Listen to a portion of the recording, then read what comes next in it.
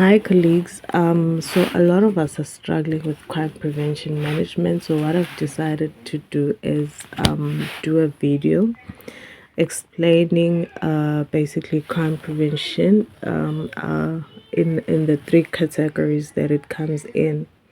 We have primary crime prevention, and then we have secondary crime prevention and tertiary crime prevention. So what we have is basically primary crime prevention is proacting. It's proactive crime prevention where we react before anything has happened. And then secondary crime prevention is basically identifying and also yeah, it's identifying. In a way it's like reactive, where we also react when a crime has been committed. And then tertiary crime prevention refers to basically the arrest and everything else that follows after being the trial, and as well as what you call imprisonment or whatever sanction that gets imposed. So today I've decided that I'm gonna start with primary crime prevention, and I'll explain the concepts and the key areas of primary crime prevention. So here we go. Our first key area of primary crime prevention is crime prevention through environmental design. What happens with crime prevention through environmental design is we have concepts that are the key areas within crime prevention through environmental design. So it's basically how crime can be prevented through the way the environment is designed.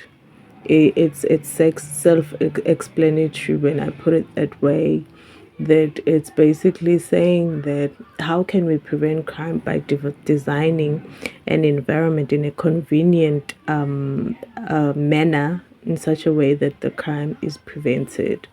So with crime prevention through environmental design, we have territorial, we have surveillance,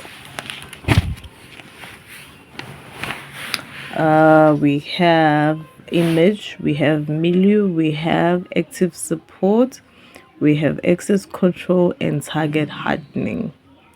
So I'm only going to explain crime prevention through environmental design in this video because I don't want our video to be too long.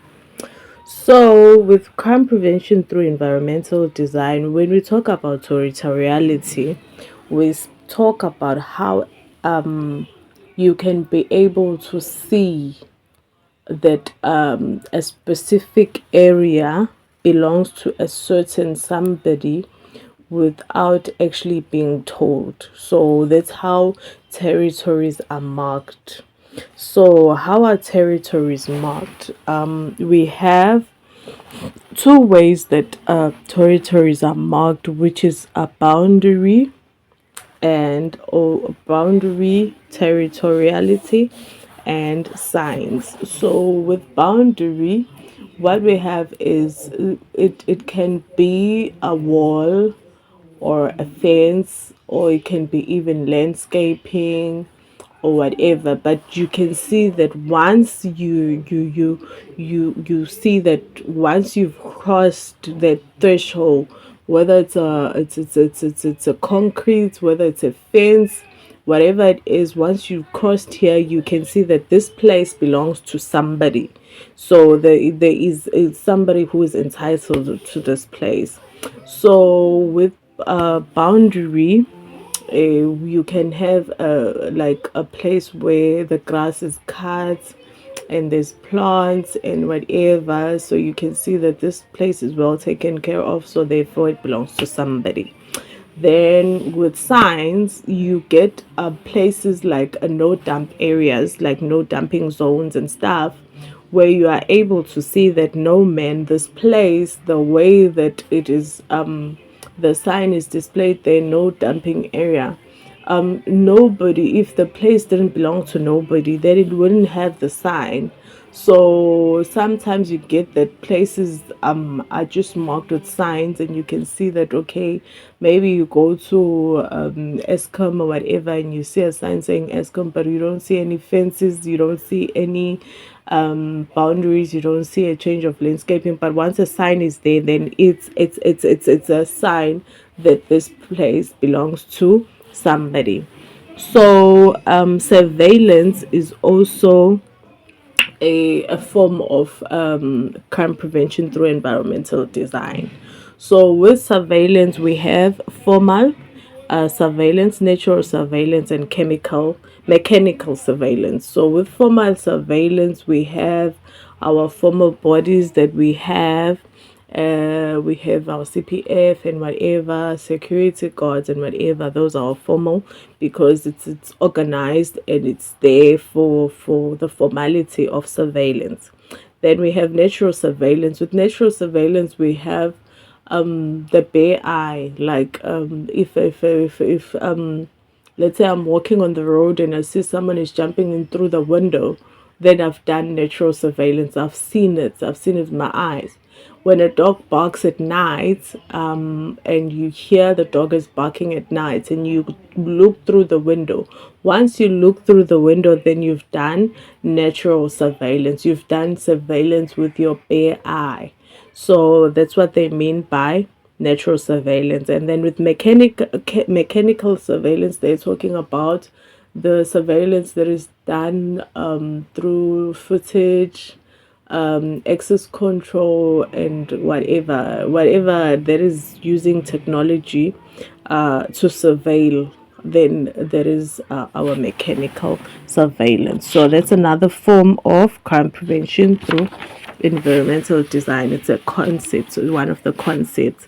Then we have image. We have the image is basically how the area is portrayed. When you look at the area, then you see that, no man, this area is designed in such a way that I can't do anything. Like maybe you are walking in a suburban area, and you see that, no man, the landscaping here, it looks similar. So it's like the image of this area is telling me that this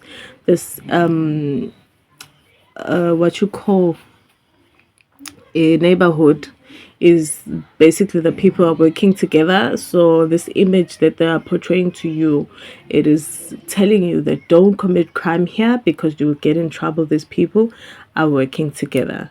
Then we have milieu is how the buildings are placed. So with milieu, it's like your complexes, how the complex is designed.